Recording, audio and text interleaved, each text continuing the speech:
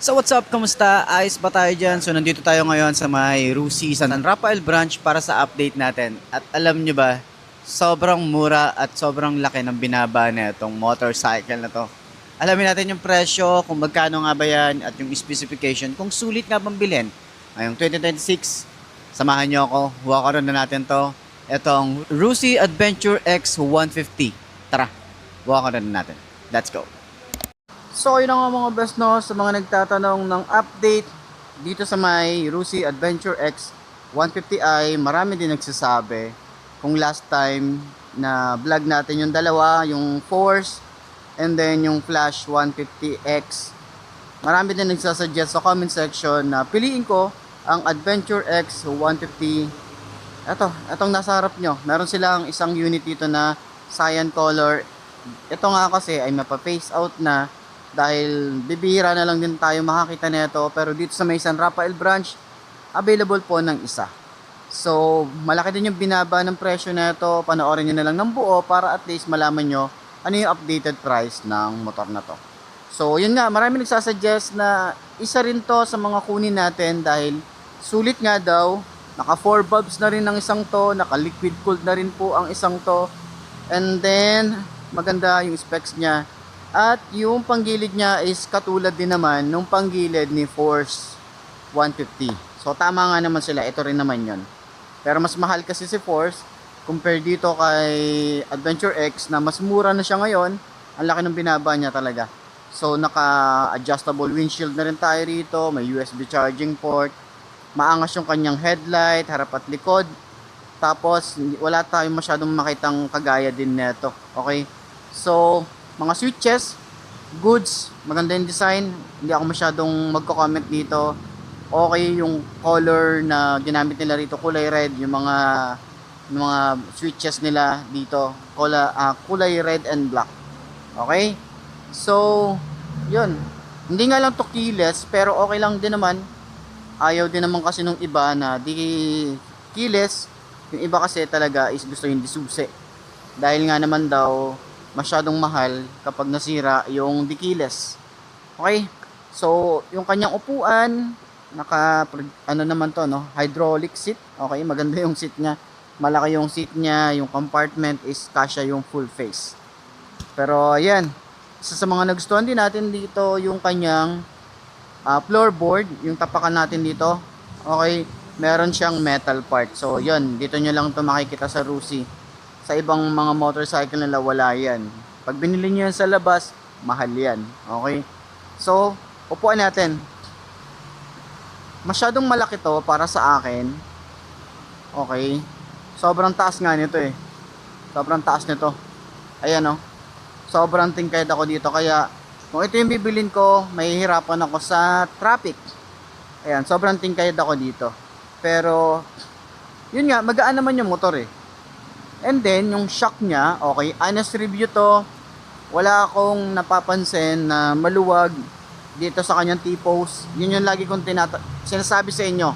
At yun din yung lagi kong ino-observe sa mga motorcycle na pinupuntahan natin. Sinasabi ko naman din sa inyo yun, kung medyo may something or kailangan i-adjust, ganun yung mga lagi kong sinasabi. Kaya kayo, kapag kayo ay bibili ng motorcycle, upuan nyo, tapos pakiramdaman nyo yung shock or yung T-post nya kung merong lumalagitik or medyo parang maluwag. Pakiramdaman nyo yun kasi nga medyo matrabaho tatanggalin lahat tong nasa unahan bago i-adjust yung nasa loob. Kaya yun yung pinaka dapat ino-observe nyo. Okay? So ayan o, sobrang lambot nya no.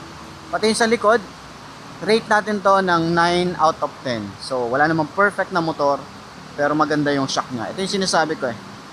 So, kaya itsura natin, no? Diba? Okay? So, extension. And extension ng paa. Regular position. Maganda yung upuan, makapal yung upuan. And, hindi siya ganun kalambutan. Okay? Pero, nandun siya sa gitna na makapal at malambot at matigas, nasa gitna siya. Hanggang sa OBR natin, same, ganun din. Turning radius niya, Ayan, medyo talagang sobrang tingkayad tayo rito. Yun lang yung pinaka ano sa akin, disadvantage, no? Ayan, sobrang lawak nung kanyang turning radius.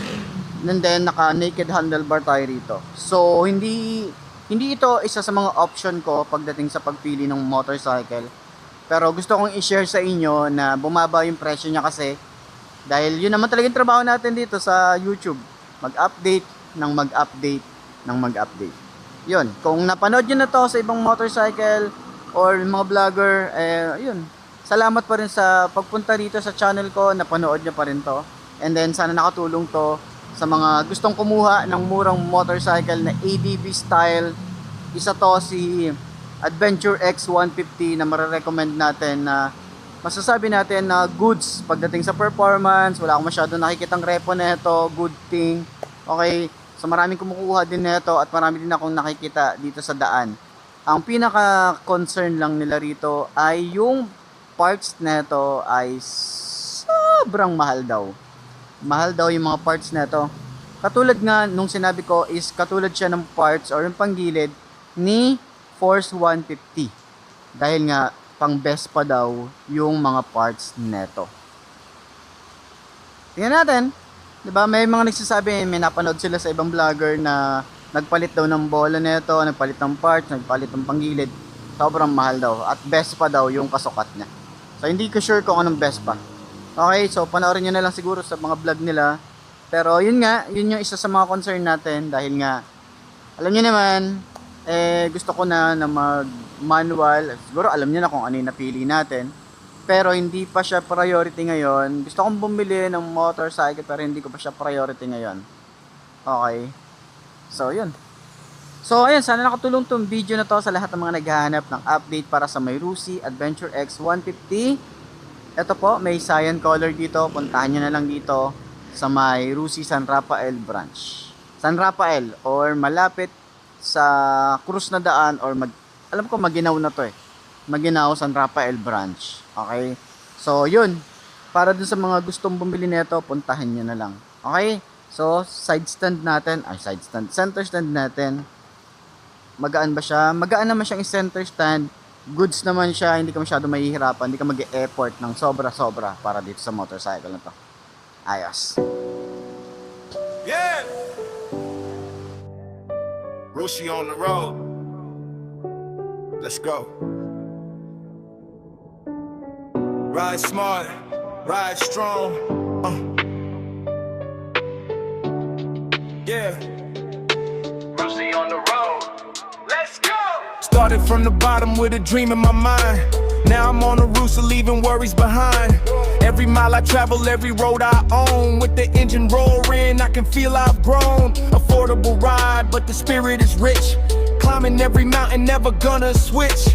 City lights shining, how he feels alive. Turn the key, twist the throttle, watch me thrive. Ride with the Rusi, never slow it down. Rolling through the streets, I'm the king of my town. Fast or steady, every journey's right. Rusi keeps me moving day and night. Ride with the Rusi, never slow it down. Rolling through the streets, I'm the king of my town. Fast or steady, every journey's right.